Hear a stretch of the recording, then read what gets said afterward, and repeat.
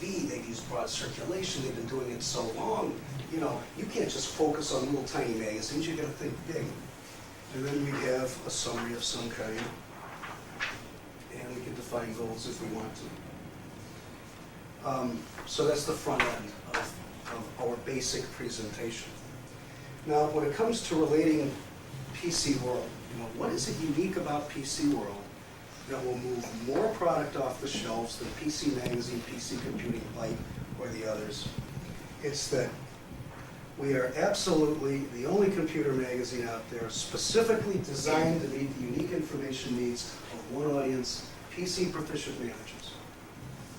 Just for fun, I went back 10 years and dug out our mission statement from our 1987 media file and compared it to our 97 media file. Way back 10 years ago, our target was managers and professionals who are advanced and sophisticated users, PC proficient managers. Our current media kit, unique monthly publication designed to specifically meet the needs of one audience, PC proficient managers who buy and use computer products at work and at home.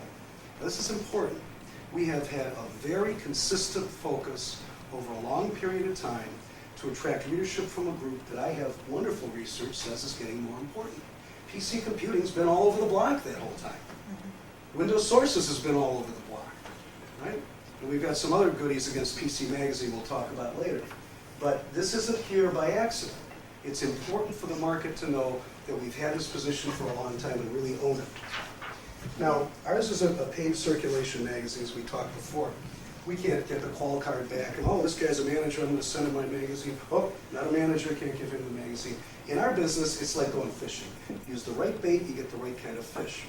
We have to be sure that what we do editorially is irresistible to management level buyers. If other people want to get our magazine too, that's fine. But what we try to do editorially is craft a product that managers will really have to have. So the only way we can really do that, and this is unique, no one else does this, unique is an important word in sales. People buy things that are unique, important, and urgent. If you can prove your product is unique, important, and urgent, you tend to do better. So we do something nobody else does. Every month, we have an independent company called 350 subscribers at random, capture their job title, and ask them to rate every article, every beat, every review in that month's issue as to how useful it was to them and how much of it they read. We multiply that out, index it, and then we keep the kinds of things that score well against managers, and we discard the kinds of things that score poorly against managers. We also do fact-back surveys when our editors need to know right away if something's done well, blind edit surveys, focus groups around the country. We even solicit feedback through PC World Online. There is no computer magazine out there whose editorial is as research-based as PC World's. Now, see, this is a wonderful platform. Well, you know, we think PC Computing is a great business magazine. Well, I can tell you this. Based on what we know about management-level buyers of computer products, what PC Computing puts between the covers is the opposite of what they want in a magazine. They can come in and tell you whatever they want, but it's just not the right kind of editorial. We have good examples and stuff that we can talk to there. See, through our research, one of the things we found was that up to half the computer products managers buy in a year are unplanned and unbudgeted for when the year begins. You know what that's like. You have a good quarter, money comes down, you rush out to spend it before you have a bad quarter, they take it away. So our editors thought, how could we react to that editorially? We know they're going to buy, but we don't know when. And we came up with the idea for the top 20 computer products. PC World is the only, there's that word only, you know, unique, different, only computer magazine whose readers can get a monthly snapshot of what our editors feel to be the best power desktops, budget desktops, notebook PCs. Now, does this coverage work? Well, you could assume it does, it makes sense, but we don't assume, we ask them through our monthly track survey. And we found that 82% of our readers would be extremely or very likely to use the top 20s when buying, and 3/4 find this kind of coverage extremely or very valuable. So we made an investment and expanded the franchise to include not just computers, but also monitors, printers, modems, graphics cards. We're now reviewing file servers in conjunction with Network World Magazine, home PCs, and it goes on and on. I don't want you to think we're just a a magazine about product reviews, though. I mean, we're also very heavy, and we've also found out that our readers have an intense interest in the web. In response to that, we started an every other month column on the web and you, and then the off months we do the web and your business, which is more intranet focused. We're in our 5th year now of doing the popular small office, home office computing special reports with our partners at Newsweek magazine. See, this is a market where we planted the flag hard, early, because it's absolutely management driven. There ain't no IS in small offices and home offices. It's absolutely management driven, and we moved quickly to stay clean there. And you know, it's not just appropriate editorial, it's very well done editorial. This is just a listing of some of the awards we've won in the last 2 years compared to these other magazines. Another thing, quantity of editorial. My current issue has 125 edit pages in it. PC Computing says 82. That's not much to read. So what's this done for PC World? Well, number one, we're very pleased to see that our circulation has grown consistently over time. But what we're even more heartened to see is that the kind of readers we're attracting are in fact the management level buyers we're after. You know, when you get to be 1 million circulation, your fringe readers tend to be a little different than your core. But by really focusing on what managers want, we've actually raised our management composition over this period of time. Not easy to do. Another interesting thing that's happened over time, our non-management readers apparently canceled their subscriptions to PC World, while management readers of other magazines canceled them and kept PC World. See, our duplication has dropped with all of these computer magazines over the last 3 years, to the point where 46% of our readers read no other computer magazine. You have no chance to make the sale to 46% of 1,100,000 readers unless your advertising appears in PC World. And we were able to do all this at premium pricing. You know, magazines test different subscription offers all the time, but if you go to a newsstand copy and take a look at the sub-offer that's inside, you usually get their basic price. Ours works out to $1.83 an issue compared to these other magazines. And in fact, on the newsstand, PC World is the most expensive publication you can purchase. We still experience this nice growth. We just feel the editorial is so good, people will be willing to pay a premium for it. And they are. Of course, that translates to intensity of readership, which translates to more impressions to your ad. So that's just the front end of our little positioning piece. Do you want to add anything to that? Come on. We've got a long time. That was good. We've got a whole lot. If you do it well, it's kind of hard to refute. Well, we don't think managers are important. Oh, well, let me go back to those first charts. Which one of them don't you believe? You know, I've got 3 different independent researchers here who all come to the same conclusion. Hey, man, if you don't reach managers, you're out of luck, you know? Jeff, do you have to determine ahead of time which companies have the budgets? Yeah, sure, that's qualifying your prospects. You're qualifying your prospects, that's right.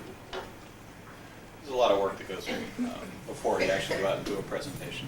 Actually, the better you do this part of it, the better the presentation. And it's basically called a pre-call, which is, Right. you know, what do we need to know about the competition? You know, who is their, or the client, who is their competition? How do they distribute the product? What are their price points compared to the market? What are their unique selling propositions in the market? You know, size of budgets, how is the budget allocated? You know, are they print more than broadcast more than print?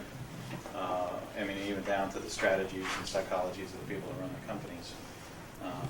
You know, where do they run? Do they run? If they run advertising, where have they been running? You know, which books, which publications, does that correspond with their strategy? You know, a lot of companies come out and launch a product and say, well, I'm going to go right to the channel. Well, you can go to the channel, but if you go to the channel and you don't go to the buyers, pretty soon the channel won't come to you. So because the channel is how you distribute product. So what they live on are people walking in the door saying, I want to buy the product. So you've got to do both parts. So there's a lot of different types of research.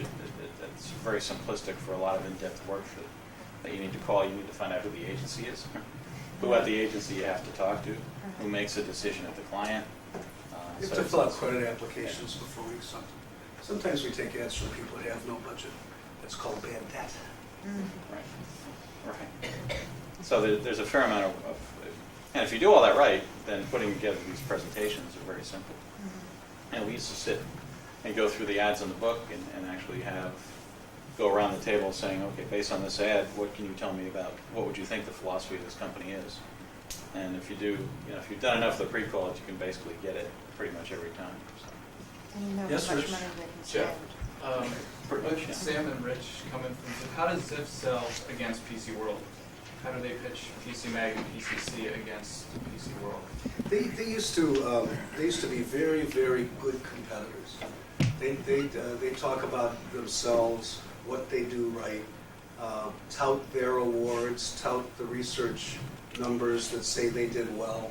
They cultivate relationships, very high levels, very tough competitors. Since the SoftBank buyout, a lot of that's gone away.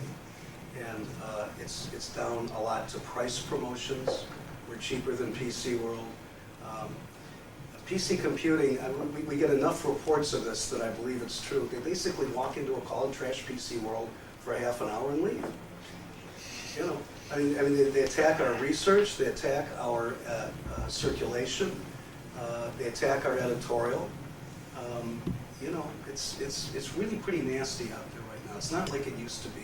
I tell Rich, I wish we had the magazine we have now editorially, 11 years ago when I first joined the company. When everybody was on rate card, and if you had something good, people wanted to hear about it. Nowadays, it's commoditized. I want people per dollar, for my advertising. You magazines are all the same. I just want more bodies per dollar. I'll give you a $2,000 premium to PC, but I won't give you a $12,000 premium. In a lot of cases, that's what we're selling, and often getting premiums like that. But it's kind of tough out there these days. Please. Sure. How much time goes into, once you identify a prospect, to presenting this presentation, in terms of getting all that information that you're talking about? Well, each sales call has a different goal, right? And at some point, usually as early on in the process as possible, we'd like to give some kind of a positioning presentation similar to this. We want all our customers to know what makes us different, what makes it unique, what sets it apart. That part's important. After that, it's a question of relationships, getting the position that they want, on and on. But to gather all that. To gather all the information. It probably takes upwards of 5 individual calls before we usually get an order, would you say? But how much time to put together the pre-call and get everything done? With the internet, it's a lot faster, maybe half a day. Say half a day to get it. For me, when I travel with reps, all I want is a copy of the ad and their competitive spending. Because I can look at the ad and I can learn about the product. I can find out what they think is good about the product. There's often competitive information, better than this guy, so I know who they're competing with. And if I have a copy of their year's media plan, I know what their media schedule's like, who they seem to be targeting. And you know the market, so it's pretty much. But the more you know, the better off you are. So let's take a look at some different kinds of research. And research is really just proof. Research gives you the numbers to back up your story. It doesn't do the selling. If it was, there wouldn't be people like me. There's more. You have to interpret it. And we're going to look at a lot of different research and different ways to use it to prove different points. Okay, this ugly-looking thing is a ranker from MRI. If I went to MRI and said, now these are the guys surveyed 20,000 American adults. This is all projectable to the population. And I said, how many people are involved in buying PC software? This came from 1994. Their projection is just over 9 million. That represents 4.8% of the population. And if I then go in and ask for information about all these magazines, it will tell me that 2.2 million read Newsweek, 1.8 million people involved in buying software read Time, this many, this one, down the road. Let's just take PC World. This represents 16.6% of all people in America who are involved in buying software. That's coverage. Composition, 28.3. That means 28.3% of all my readers are involved in buying software. That's a measure of the richness of your audience for this particular characteristic. The composition index, where are we here? PC World. 703. What that is my composition just divided by the composition of the population in general. So the way you read this is that the average PC world is 703% more likely to be buying software than the average American adult. 7 times more likely. That's huge. What a page costs, and then the cost per thousand for this demographic. In other words, it's this divided by this. All right? That's your basic ranker. And I can get them for any one of 400 different magazines. I can sort them different ways. And people, media people and agencies sit around looking at stuff all day. And, you know, that's kind of it. Now, there are other kind of cool things you can do with research. For example, you can do what's called a reach frequency optimization. That is where you go to the computer at MRI, and the thing about the MRI computer is it knows the duplications between all the magazines, what readers read both.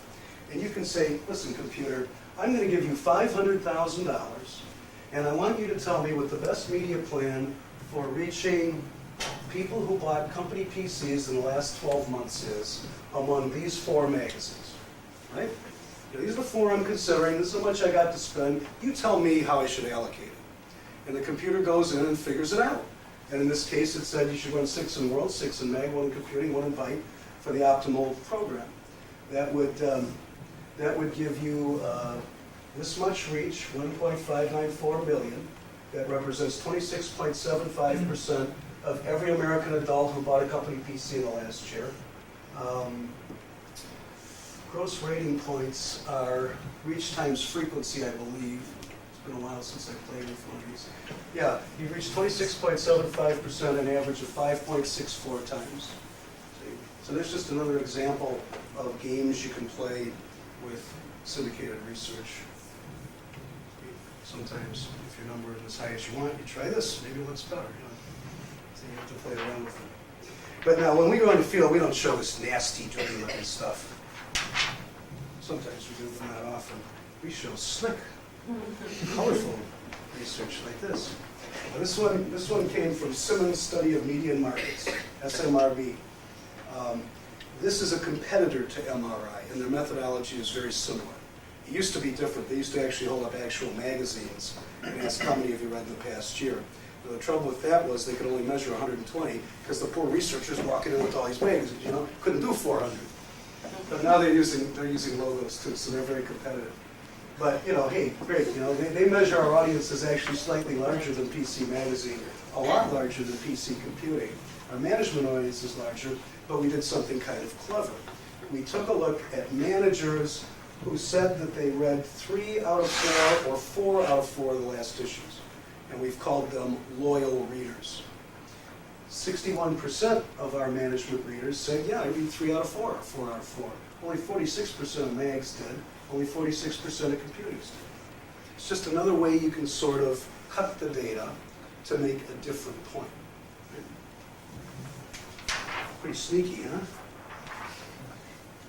IntelliQuest. We hate IntelliQuest. We hate these guys. Part of the reason we hate them is the way they administer their survey is it's on a disk. Right? It's not a paper survey, it's on a disk. And think of who our readers are, PC proficient managers, busy business professionals with work groups to run. They don't have time to take this darn thing, stick it in, go through the menus, figure out how to, you know, you're lucky if you can get them to fill out a paper survey for you. So we think that IntelliQuest understates our numbers. You know, the tech-weenie nerd, I mean the less sophisticated computers that read PC Computing probably have, oh, it's you, you know, so that overstates their number. So when we present our IntelliQuest data, after doing a little dig like this, we show the trend, because that filters out any bias due to sampling methodology. So when we look from 94 to 96, our senior and corporate managed numbers increased 10%, while all these other magazines have dropped. Trend analysis is another way you can mess with the data. We can do the same things with IntelliQuest, reach frequency optimizations, rankers, you know, CPM analysis. In this case, we're looking at trend analysis over time. We do whatever works best. Here's Erdos and Morgan. That's the PIAB study we talked about, purchase influence in American business. Their conclusion is the world has 17% more senior managers than computing, 27% more than mag. Windows gets thrown under the bus, so on down the road. And this is a very important study for us because it's only on managers. We're the only computer book that subscribes to it. But, you know, why would the other guys subscribe? They lose. We talked about television usage. This is from our consumer presentation.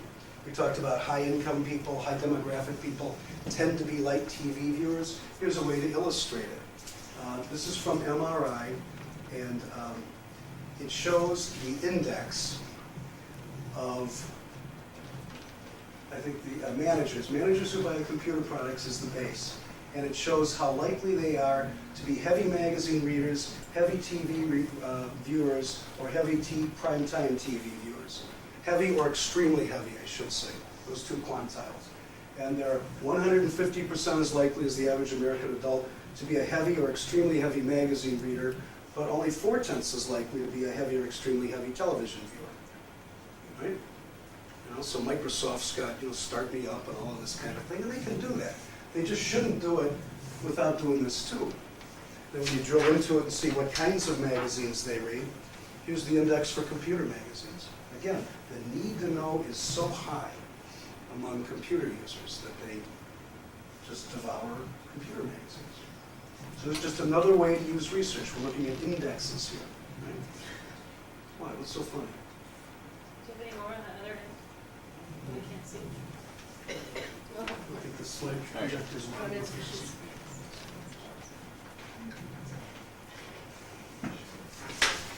A couple more, just to give you an idea of different ways you can use this stuff to prove different things.